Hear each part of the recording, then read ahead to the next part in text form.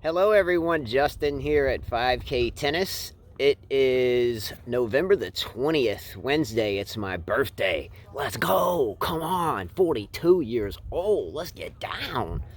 5 kids and 42 and a torn patellar tendon, a ruptured patellar tendon. So anyway, I was going to do a quick birthday patellar tendon update. So as you can see, I am out on the tennis court today. Carla's teaching one of her lessons, and I decided to use the vacant court to do a few exercises. Sometimes sitting inside for so long, doing exercises or not, you just want to get some sunlight on you. I should have worn my wide brim hat. You know, the skin cancer is not too great either. But yeah, so all in all, day 19, getting close to the 3-week mark. So I wanted to get outside, and it was moving a little bit better this morning, so I told Carla, hey, let's see if we can get out on the court today and have a little bit of sunlight. So basically no change from yesterday. Still mentally kind of up and down. You know, sometimes you have your kind of down moments. Geez, I wish I had my leg back. And other moments you're you know, kind of thinking positive about bigger and better things. But anyway, here we are out on the court. So I'm going to do a few exercises. Let's see how they go. All right, so what I'm going to do is I'm going to take off my knee brace, as I was advised that when I do these patellar tendon exercises, as long as I'm not walking and kind of in a controlled environment, that I can take this knee brace off. So I'm going to take this brace off, and what I'm going to start doing is straight leg lifts, which again are like this. 1, 2, 3, 4, 5, 6. Now you can see how thin my right quadricep is. So that's what I'm trying my best to rebuild. So these are my straight leg lifts. So this is my left quadricep and my right one. So you can see that almost the interior aspect of my quad still has not kind of come back to life yet. So that is my main focus at this point, is getting that back on board. So I will continue to do these leg lifts for a little while, and I'll do some quad flexes where I push the back of this knee down towards this towel and see if we can't get this quad to start twitching a little bit. So this is just my first exercise. All right, so my second exercise is what we call heel pumps or ankle pumps. So I have this band, I'm holding it, and I'm pushing with the right toe, extending it, resisting a little bit, coming back, and going back forward again. So that works my calf muscle, and it also works that top of that quad that has a long way to go before we get it back on board. So this is my second exercise. So I'll do these for a while until I feel some burn, and then I will do my left leg as well, because if my right one is more conditioned when I get back on my feet, then my left one is more prone to injury as well. All right, so my next exercise is called a hip abduction, and that's where we kind of go out like a snow angel and go back and in, back and in. So I've kind of tried to push the envelope a little bit and actually lift the leg up like one of my straight leg raises, and then go out and in, out and in. So I'm going to do these hip abductions for a little while, but this is another one of my exercises. This one's a little bit more difficult because it's hard for me to keep the left calf area, or from the tibia or below the kneecap down. It's hard to keep it flexed straight up in the air like this. So if you see with my left leg, I can kind of flex my left leg up. On this one, it kind of hangs there. So it kind of hangs down from being fully extended. So I'm working on that with another one of my exercises, and that's called the extension. So you can see on my left one, I can hold it straight up and have it perfectly extended. But on this one, you'll see where I'm trying hard and I just can't. So I'll hold it there, and again, work on these quad muscles. Okay, so the A strap has been removed. So here is currently what the knee looks like, and I'm going to see if I can get some flexion done. So my goal is 45 to 60 degrees. So what I'll do is I know where that is just by doing it so much here recently. So this here on the left leg is close to about 60 degrees. So I want to see if I can get my right leg up there with it. So let's see what we can do.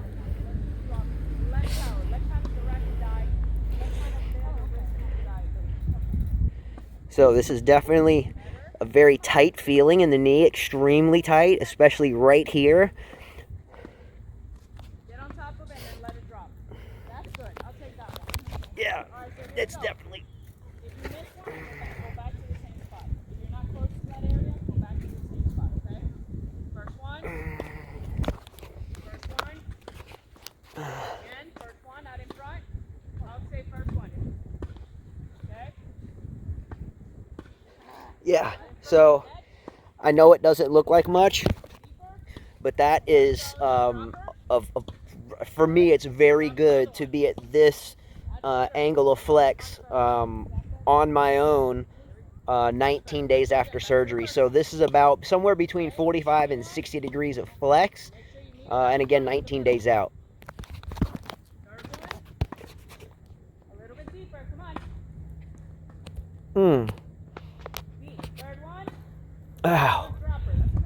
That was painful. Come on, give me more.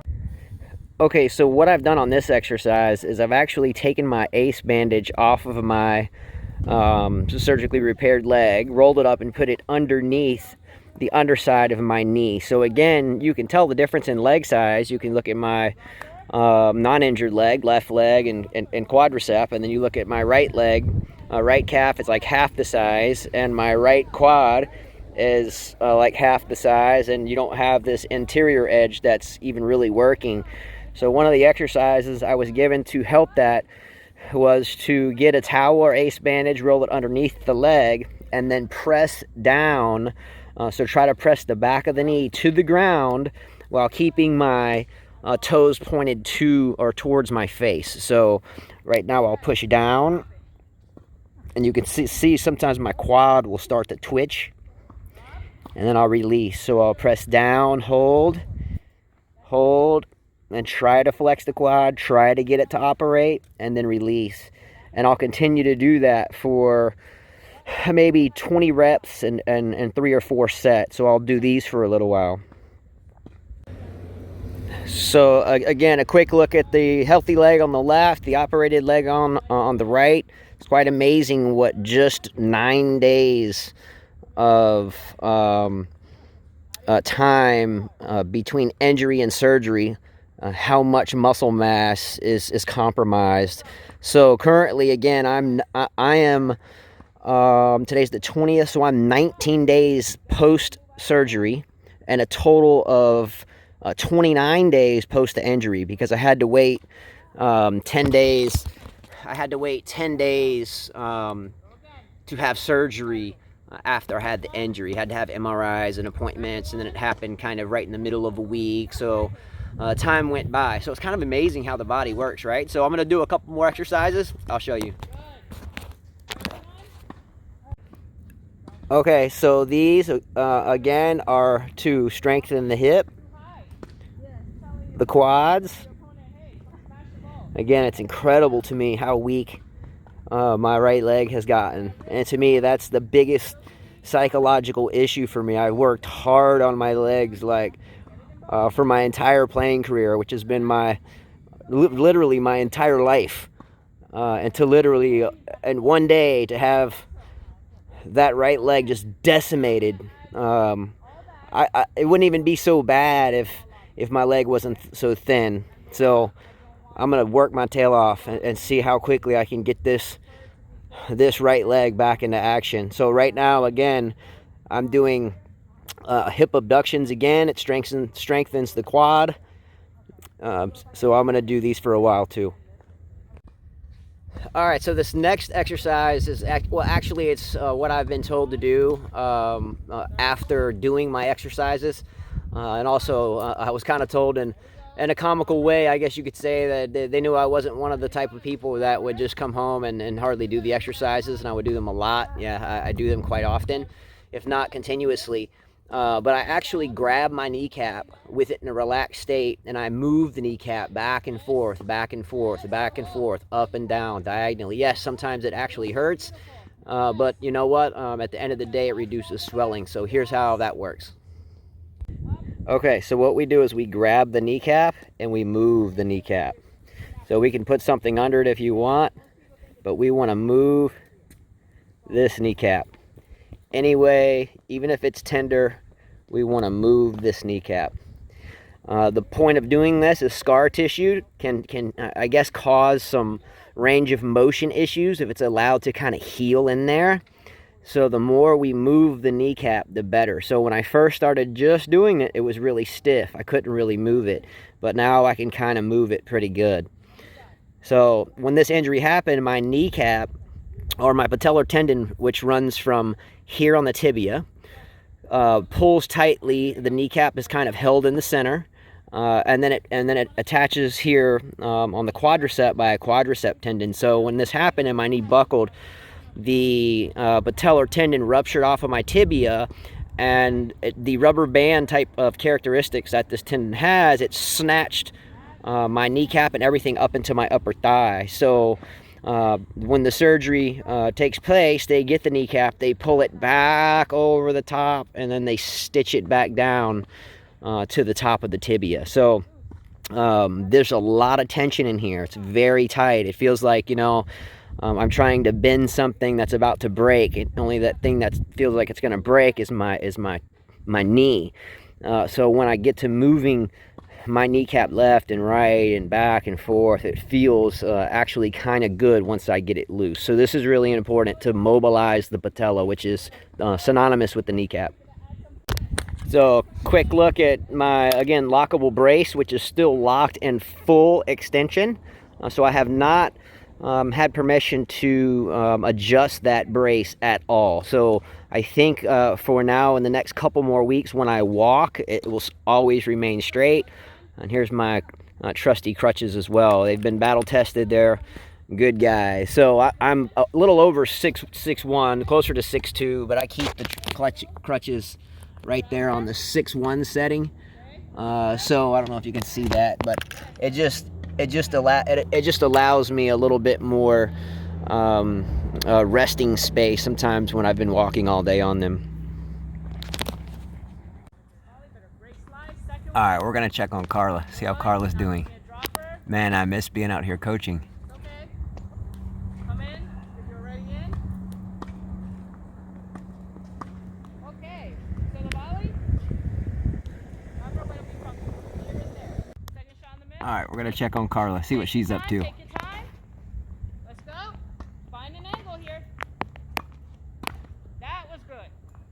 That last volley. There you really go. good. Man, how I miss coaching. Okay, but that one, so you did exactly what you're supposed to do, and that would be tough for that person at the net to get back because it's low to them. Okay? I'll Good get back. slice, good drop there. I'll get back out here soon. Man, I can't wait. Let's go. All right, everyone, so that's kind of it. So it's been nice kind of spending about an hour out here on my birthday, big 42, to enjoy some time out here on court. I haven't been outside in a while. Let's go into physical therapy or a doctor's appointment. So it's nice to be back out here. So, hey, thanks everyone for watching. Again, if you are going through this injury, i.e. a completely ruptured patellar tendon, just give me a shout out no matter what. If this is you see this video 5 years down the road or 10 years down the road or however long, just let me know. I'll be happy to chat with you. And every day it gets better. So it was also nice coming outside today because I really had to push myself to go outside. Just being in the sunlight's helped out. So from me to you, happy birthday to myself, and hopefully for Christmas I'll get this cast cut off. So I'm ready to lose this guy too. So when you have a broken arm on the right side and a ruptured patellar tendon on the right side, yeah, every day gets better when the discomfort is less and less and the flexibility is more and more. So take care. See you guys next time, and that should be relatively soon. Peace. See you later.